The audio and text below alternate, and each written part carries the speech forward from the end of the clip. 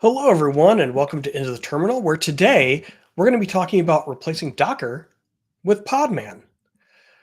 Nate, Yeah, ready here we to get into go, the right? terminal? I mean, personally, I love Podman. I've been tinkering with Podman since like RHEL 8 when it first showed up, because I was just learning like the container world at the time. But I know a lot of people are probably really set on Docker and they're worried, right? So today's episode is all about that warm, comforting blanket. Let's get started though. All right. So first of all, obviously, if you're going to play with Podman, you need to install it. There's two ways you can do it, and I know normally we don't want to start a show with something so mundane as installing packages, but I wanted to clear this up, right? So first of all, there's a meta package called Container Tools, and you can see if you look at the DNF info on it that it tells you exactly it's a meta package that contains things like Podman, Builda, Scopio, etc. Right now, this might sound confusing if you're coming from a Docker world, but I'm going to tell you right now that these tools are basically alternatives to the things that Docker does that are meant to integrate and give you the same experience, right? But if you just install Podman, you end up with just the Podman container engine, right? So you get like the container runtime and the tools to run it. This might be a good way to do it if you're running like a stripped down container host that doesn't need all the build tools and just needs the engine. So that might be a way to get that, right? So just keep that in mind. There's two different ways to get this installed. So if you look at, let me clear the screen here so you can see better and then go.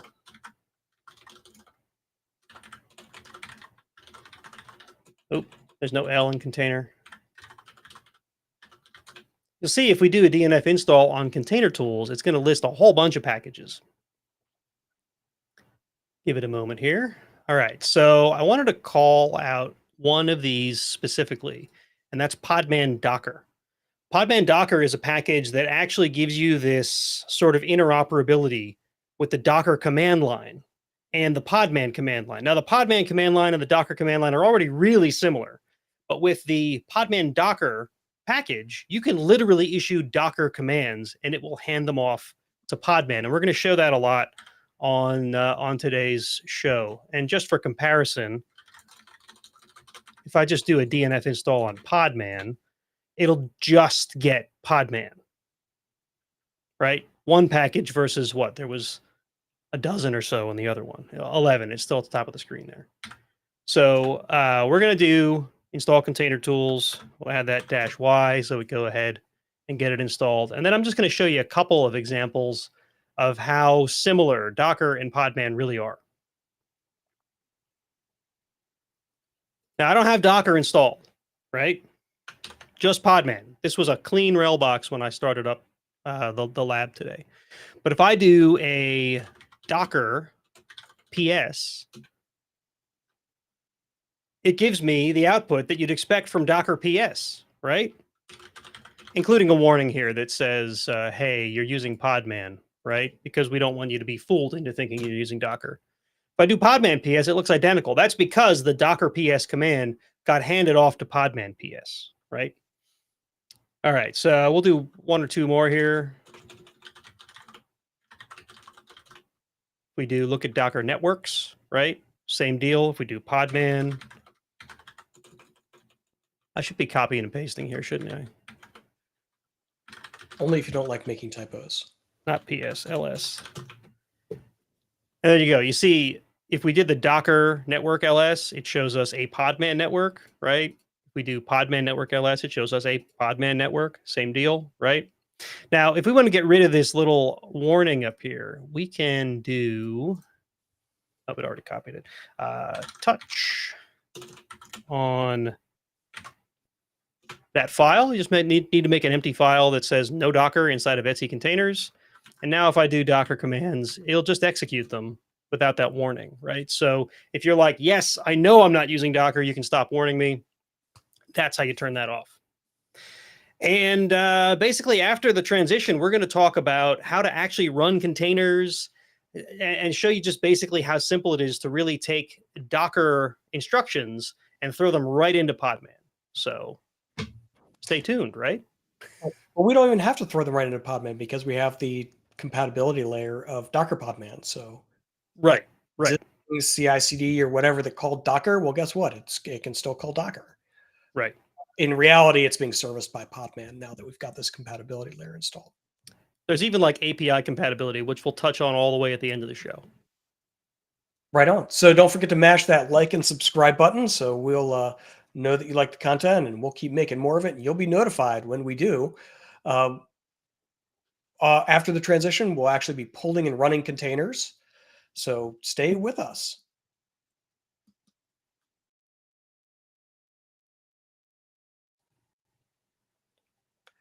Nate, so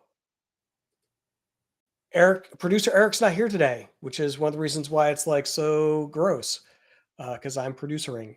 But I the good wouldn't news, call it gross. we could do 17 hours of Podman today and no one will be the wiser. We could, but I didn't prepare that much content. But we could go crazy, and just keep on going if you want to. All right, so pulling and running containers, or actually, why don't we start off with a couple of overview things? So, Yeah, uh, yeah. if someone is unfamiliar because they're only ever used Docker and worked with Docker, what is Podman? So Podman is basically, I guess, the best way to describe it is a rewrite or a compatible application, right, with the Docker runtime. Right? I wouldn't call it a rewrite of the Docker runtime. It's a from scratch built project. Came out of Red Hat. Came with RHEL 8. The idea is that it's a container runtime that is fully open source. It's unencumbered by enterprises and whatnot. And we were able to make some changes to the way it works that makes it a little more interoperable. Is that the word I'm looking for? And then, of course, it gave us some control to add in features that maybe we couldn't have had with Docker, right? So, 100% compliant with OCI, which I forget what OCI stands for. Open It's Container Initiative. Open Container Initiative. There you go. Which is basically, it comes down to how the container images are formatted, how you interact with them, things like that. So if you've got an image that works in Docker, it should work in Podman because they should both be adhering to the same standards. And we made some choices on things like rootless containers. I'm sure you'll get into that in a bit, Nate. But we talked about, Nate mentioned, we could do things that we don't do in Docker. Like, did you know that Podman, the project, supports singularity image format containers? I actually didn't know that. Thank you, Scott. So you can pull your singularity formatted images and run them using Podman. Yeah, cool. So yeah, you touched on this as well. One of the really big differences between Docker and Podman is that Docker runs with a daemon that runs at startup, right? Which has its benefits, right? When the daemon starts up, it can do things like start up the containers that you want to start at boot, things like that. But it also means that it runs as whatever that daemon runs as, which at the time when Podman was created, that daemon ran as root. I don't know if that's still the case or not because I haven't really touched Docker since I fully switched over to Podman. But my point is that you can run containers as any user on a RHEL system or any user on a Linux system in general that's running Podman. You don't have to do them as root. You don't have to interact with that daemon as root. You don't have to run the containers as root. You don't even need the daemon to run, which might lead you to, well, if there's no daemon, how do my containers start at boot? Well, that's because they interact with systemd. You can literally make a container unit file that will start your container through systemd directly. And you can even do that as a user, the same way as you would with anything you run with systemd as a user, right? Now, we're working as root because that's basically what we do on these shows because it makes things a lot simpler. But there's lots of documentation out there about how to do things as the non-root user. Yeah, and by the way, if you're using rootless containers and running containers as a non-root user, except for a couple of like attaching to a privileged port or something like that, they by and large just operate because inside of the container runtime itself, you can be root inside of the container runtime. Yeah. When you look at like process status and you look at all the processes being run by the containers, they're being run by this unprivileged user on the system. So if you break out of the container environment, you would be running around as an unprivileged user, which is the preference. Or when you're interacting with like, I don't know, network attached storage files and stuff, you're doing so as the unprivileged user rather than root on the system, which might come with other consequences. Right, right, which is really good from a security standpoint. I mean, why run a service in a container as root if you wouldn't have run that service directly as root, right? There's just no reason for it. In fact, you could take things that traditionally had to run as root and run them in a container so that if, like you said, if somebody breaks out of the service, all they have is the container. And if they break out of the container, all they have is that user you ran it as. So Yeah. just more defense in depth. So Nate, I know that you talked about running Podman on RHEL, and then you kind of said, well, really any Linux. Is Podman unique to RHEL or Red Hat flavors of Linux?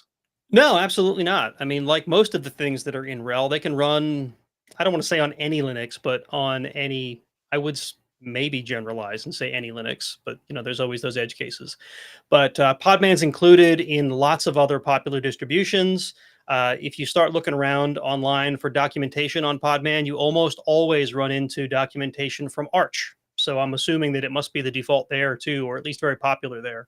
Ubuntu's will let you run it now. There's, they're included in the distributions. I didn't get like an exhaustive list. I don't know if you did any legwork on that, Scott, but it's a lot of places.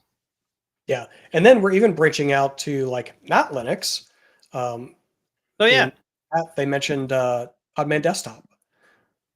So I actually run Podman Desktop on my Mac. yeah. Yeah, that's definitely that's a tool I'm not going to touch on at all today, but yes, you should know it exists. Just like Docker has a Docker desktop, we've got Podman desktop that will that'll do Podman in a GUI based environment. There's also a plugin for Cockpit web console that'll let you manage containers. But we've talked a lot, Scott. This is into the terminal. We should probably get back to the terminal. We promised people we were going to run uh, containers in Podman, not just show them how to list networks, right? Well, there you go. So here's one of the cool things, and we already really touched on this about Podman versus Docker, is that you can literally pull containers, and I am copy and pasting now, directly from Docker Hub. And you see I've got Podman run, -D just means it runs detached in the background. The -P is what port to map in, and I'm calling out docker.io/httpd. Now, this is as generic as it gets. Now, in the Docker world, you might be used to just putting the container name, just HTTPD at the end, because Docker, one of the things that it defaults to is it defaults to checking Docker Hub, right? Now, Podman also defaults to checking Docker Hub, but it has a couple other repositories built in as well, which is one of the things that Podman does that Docker at least didn't at the time that Podman was made. You could have several repositories. So if I didn't include that docker.io, it'll ask me, where do you want to get this from? And it'll go to like a Red Hat repo. There's a second one, and then there's Docker Hub. You just have to pick it from the list. But to avoid that, you just call out docker.io/ and then the name of the container you want to pull. Now, this is literally going out to Docker Hub. It's pulling in the HTTPD. This is the official Apache HTTPD container. Taking some time here. It's going to make a liar out of me, isn't it? Oh, there we go. Must have been a mirror problem somewhere. While we're waiting for that download, don't forget that now is the time of the show where if you're live, please interact with us via chat. If you're Yep. a viewer, feel free to leave us a comment. We read them and respond to them pretty much all the time. All the time. I mean, we stay up at night to watch those comments to make sure that they get answered. Exactly. We have the Nate Lager 5-second response guarantee. I better set up a bot, I guess. All right, so there we go. If we look at Podman PS, you can see there it is running. Now, just to drive home that point from earlier, if I do a Docker PS, also we get the same output, right? So it still shows me that that thing's running. Let's clear that. Now, if I do a curl on, remember we made that list then on port 8080. There it is. So just that simple, right? That was a whole lot like Docker. Now, the other cool thing, remember I said that I ran this Podman run. If I type Docker run, it would have done the exact same thing. And we're going to show you that too. So we could just move on to the next lab unless there's some other questions here. We got anything coming in? Doesn't look that way. Rick's talking about the auto response bot. Yeah, that sounds like a good sounds like a job for a container. That's right, Rick. Container in Podman. All right, so let's try to stop this one so that it doesn't get all messy on us here. Since I didn't give it a name, it assigned one, just like Docker would have. I don't know if it uses the same name algorithm. That'd be cool if they went to that level of compatibility. All right. The other thing that's really common with Docker is you'll go to Docker Hub, you'll find the container you want to use, and then there's a whole bunch of instructions on there about how to utilize the container. Here's the command switches you might want to run. Here's how you might build your own custom container from this particular container. Well, I went over to Docker Hub for the same container we just did that example on, HTTPD, and there is a block in there about how to build a container from Apache's official HTTPD container. So I thought a fun experiment would be to simply take their documentation and copy and paste it into my RHEL box running Podman and see if it all worked. Right. So we're going to do a little bit of setup here. First of all, we're going to make a place to do our work in.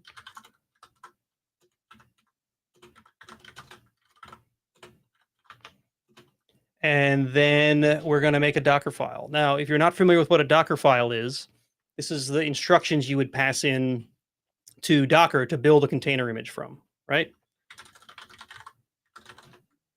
Okay, and I'm going to just copy and paste this. Now, I'm not going to switch shares to show you that I got it right from Docker Hub. You can go look at Docker Hub to see if it looks the same. I assure you that it is. You're just going to have to trust me. But basically what this is telling it is we're going to start it from HTTPD :2.4. Now, remember what I said before, the one change we should make, we don't have to make this. It just means that our build is going to ask us where to get HTTPD from. We should change this to docker.io/HTTPD 2.4. Right? Now, with Podman, another step toward making this a little bit less, I don't know what the word is, a little more generalized, is you can actually call that Docker file container file, because that's really what it is, right? Docker file it comes from the Docker world. You don't have to use that. You can just call it container file, or you could like call it Bob and just pass in a flag that says use this as my container file, but that would be really weird. So just call it container file or Docker file. Either one of them should work, unless you really want to call it Bob. If you really like the name Bob, Bob's a good name. Okay, so you notice that in that Docker file, it's going to copy in the contents of public HTML into user local Apache 2 htdocs. Again, this is from their instructions. That's where they put the web root for whatever site you're copying in. Why would you be making your own container if you weren't going to copy your own data in, right? So what we're going to do here is we're going to make dir. In fact, I'm also going to copy and paste this because you guys watching me type, it's stressful. I'm just going to say that it's stressful. But Nate, how else are we going to point and laugh when you make typos? I actually didn't put it in the docs. I have to type it.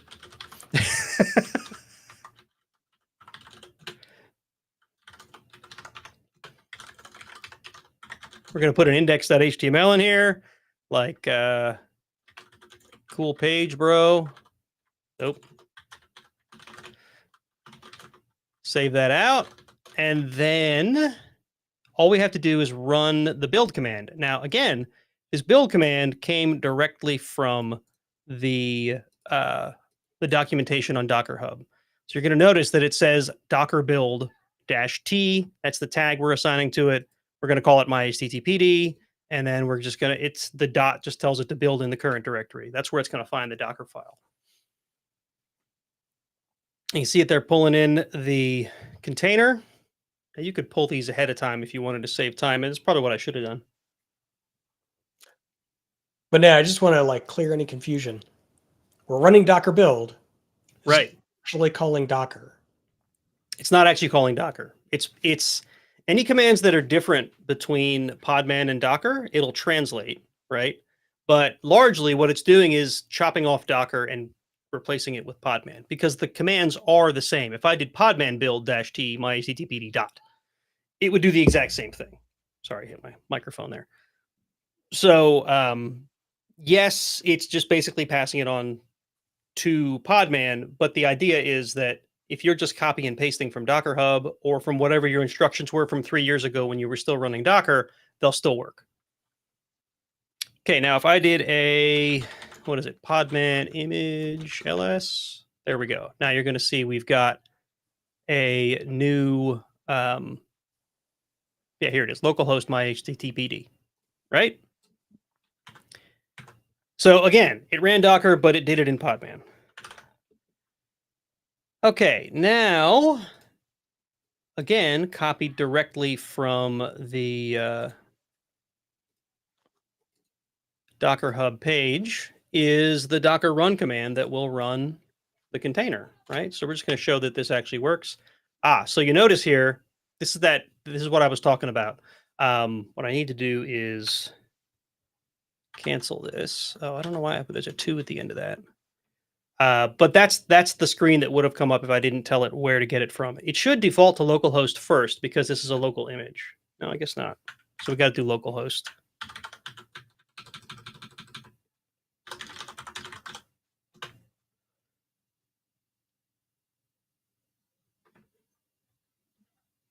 Did I mess up the, hold on.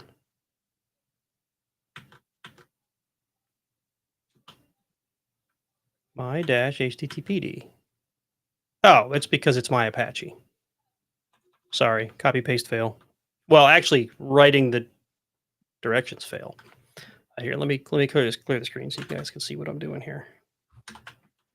So the error here was that it's not called my-Apache. Scott, why didn't you catch that? Because it was too far down low on the screen. You couldn't see it. It's actually my HTTPD. This shouldn't ask me. There we go. It's just going to run it because it checks localhost first for images that are local. If it finds one, it just runs it. It doesn't ask you where to get it from. But the menu you were seeing there was, if I had said to use HTTPD again, and I wanted to get it from Docker Hub, I would have to select it from the list because I didn't call out where to get it from. Okay, so again, we ran it in Docker. Podman PS still shows us that it's running. Docker PS, of course, again, still shows the exact same output. Am I getting that point across? Do I need to keep reiterating that? They're the same. They do the same thing. All right, and then if we curl it, here, we can just go back to our command line history, and there's my cool page, bro. Come on, fanfare, like da-da. I mean, I was waiting for super businessy website. I mean, I could have, but that's businessy is hard to type. I had enough trouble typing bro. So you did a PS. We see it's running. We could see it's attached to that port. Yep. And then if we were done with it, what would we do? So we can stop it the same way you would stop it normally.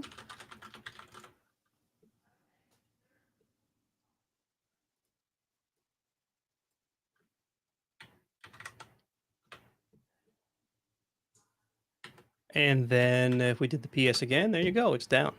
Now, of course, I can then start it again if I wanted to. And like I was saying earlier, we could build a systemd unit file that does this for us. And in fact, there's even this cool, like,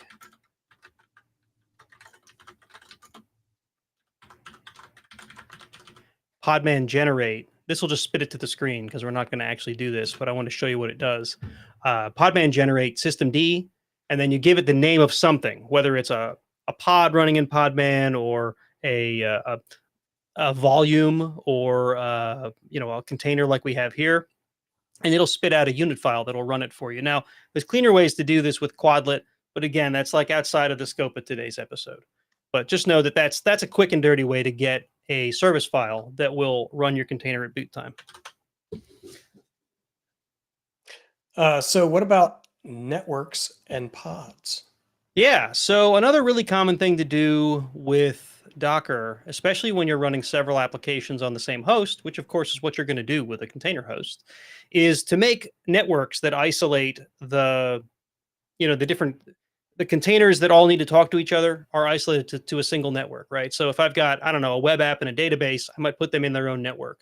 If I've got another, I don't know, web app and a different database, or I don't know, I always use web app and database as the example here. There's tons of use cases where you have several containers that have to talk to each other. Maybe they're microservices that talk to each other over API calls, right? You might put them in the same network. So I just wanted to make sure everyone knew that that is still a thing in Podman. You can absolutely do a Podman network. What does it create? My network. And then if I did that Podman network ls, it'll show me I now have a my network as well. And when I make a new container, I would just tell it what network to attach that container to, and it'll attach it to that network. And then they'll have local container only networking to work with, right? So that's really handy for network isolation from within your containers. However, if you're going to go to Podman, I would be remiss to not mention that Podman has another method for letting you do that, which is also very similar to what you would do in like a Kubernetes world or an OpenShift world with pods. I think they might be called applications or apps within OpenShift and Kubernetes. I don't do a lot of Kubernetes stuff. I do mostly Podman for containers. But basically, you can make a pod which also takes those containers and puts them like in the same namespace, and it puts them in the same network. And it's actually, in my opinion, a much cleaner way to group your containers. So if I did a podman pod create, I think I do -- name, not Nate, name my pod. This will make a pod, which then if I create new containers and I say -- pod when I'm creating them, which is where this command line starts to diverge from Docker, right? Because Docker, I don't think, has a pod command switch because they don't have pods. You can then put containers within that pod.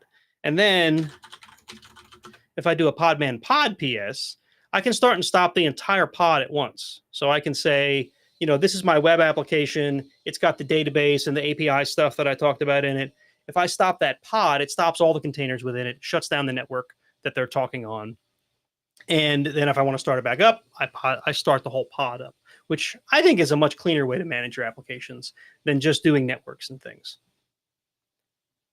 So that's like a quick and dirty introduction to pods. We could certainly delve deeper into that and into another episode if anybody's really interested. In fact, we might have episodes where we talked about pods. I seem to remember doing this recently. Yeah, we did an episode last year on Podman pods. It's covers all the basics for sure. Good. But Nate, we have had a couple of questions. Okay. Docker Compose. Docker Compose. It's funny you should bring that up because I really wanted to make sure that we touch on Docker Compose, mainly because I know it's super popular in the Docker world. And I don't have a lab for this because it gets a little bit complicated. I shouldn't say complicated. It gets, it's like we got to pull stuff off the internet to get Docker Compose, which I always thought the setup for Docker Compose was weird. I'm literally pulling a shell script from the internet. Isn't that weird, Scott? I'm like putting it into user bin. I don't know. Anyway, I digress. There is an API or a socket, which is the way Docker Compose talks to Docker. There's a socket that runs within that daemon we talked about earlier that it can literally talk over a Unix socket. Docker Compose talks to Docker. It does the things, and up comes your application. Well, the cool thing is part of that compatibility between Podman and Docker is that there is also a Podman socket. And it's literally podman.socket. Sorry, I'm typing and I didn't realize we put the thing up. So system control start podman.socket will start the socket, right? And then what'll happen is whenever something tries to talk to the Docker API on this machine, it'll just pass it right into Podman. So you could then go get Docker Compose or other things that use that same API, and they'll talk right to Podman instead of talking to Docker. Personally, you can also take a pod and export it using those Podman generate commands to a YAML file, which you can then use to reinstantiate the pod elsewhere. Same concept as Docker Compose, but I like it better. I think it works a little bit nicer. It's a little more portable. You should be able to take that YAML file and put it in Kubernetes, maybe with minor modification. Again, I'm not a Kubernetes guy. I don't know how portable that really is, but it gets you the start, gets you the base. And that's the way I do all my applications. Anything that includes more than one container. In fact, I've got several that only have a single container. I put them in one of those YAML files, and that's how I deploy them. Great. So if you're interested in trying Podman for yourself, we have a couple of options out on our hands-on lab page.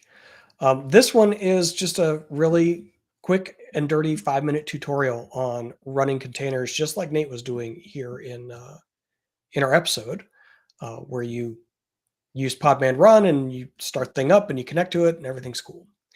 There are other ones for building containers and having more advanced things like creating your own custom SE Linux policies for containers also out there if you're interested in a little bit more advanced content for Podman. And there's a fun one on those pods, which is something I recently put together. What is that, 4 months ago? We got that Podman Pods lab up and running now. So if you wanted to poke around with pods and those YAML files I talked about, that's in there too. I don't think Scott has a link ready for that one. Sorry. All right. So check it out. Literally through your browser. No installations, equipment, or anything else required. Yeah. Next But I mean, realistically, you got to build up that nerd cred. You have to have a server in your basement to do this stuff on, don't you? I mean, isn't that the way this works? Is it? I don't know. It's how I've done it forever. So next week, we're going to be kicking off a new kind of story arc on Into the Terminal. We're going to revisit some of our troubleshooting stuff that we've done in the past. And we're talking in our show planning meeting about how essentially everybody says, oh, do these things when you're troubleshooting this thing, which is cool. And often they hit on the most likely problem points. Yep. A long time ago, one of my coworkers was incredibly frustrated with that style of troubleshooting because it encourages people to just do stuff without understanding stuff. Yeah. For the next few episodes, not only will we talk about troubleshooting and the tools and like how you do it, but we're going to start with what should this look like? What are all the moving pieces so that when we see that there's a failure, we can diagnose which of the pieces we should focus on through our tooling and maybe updating configuration files and other stuff. So a slightly different take on it, starting next Friday. And then in 2 weeks, we have a RHEL Presents episode that I think you're going to be on, Nate. Yeah, that is true. We're going to be talking about the passkey authentication with IDM, the integration. Pretty cool stuff. So if you're interested in using centrally managed YubiKeys, for example, or any passkey to be able to authenticate RHEL users using IDM, tune in. It's on the 26th, I think. Great. I don't see any leftover questions from the audience. So again, if you're a deferred viewer, please feel free to leave us a comment and we will address your question that way. Or you can just tell us how awesome we are because we like seeing those comments too. Yeah. Hey, Yeah. Nate, Or you could be like all those people that told us we misused the 1 bracket versus 2 brackets in that Bash episode 2 weeks ago. it wasn't all these people. It was Shantanu. No, somebody reached out to me on LinkedIn as well, accused us of not knowing anything. I don't think he realized that I was the guy in the video when he said it, though, because when I responded and said, we'd love to hear feedback, never heard a thing. All right, everyone. We will see you next week for another Into the Terminal. Yeah, have a great one, folks.